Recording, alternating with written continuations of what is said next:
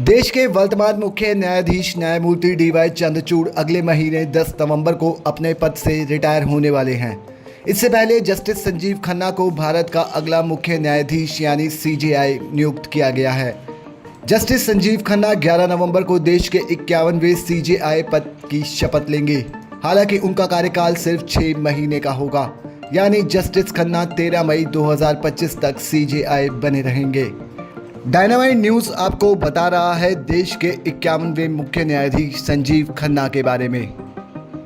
14 मई 1960 को जन्मे justice Khanna supreme court में सीजेआई डीवाई चंद्रचूड़ के बाद दूसरे सीनियर मोस्ट जज हैं।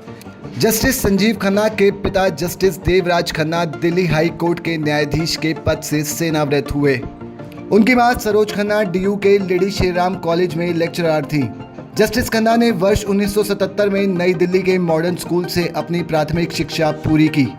1980 में उन्होंने सेंट स्टीफन कॉलेज में ग्रेजुएशन की डिग्री ली, जिसके बाद उन्होंने दिल्ली विश्वविद्यालय के कैंपस लॉ सेंटर से कानून की पढ़ाई की। वकालत की पढ़ाई पूरी करने के बाद उन्होंने 1983 में बार काउंसिल ऑफ दिल्ली में बतौर एक वकील के रूप में एनरोल कराया। शुरुआत में दिल्ली के 30 हजारी कोर्ट में प्रैक्टिस शुरू की। इसके बाद दिल्ली हाई कोर्ट में प्रैक्टिस की और साल 2005 में वे दिल्ली उच्च न्यायालय के एडिशनल जज बने। जस्टिस खन्ना साल 2006 में स्थायी न्यायाधीश बनाए गए थे।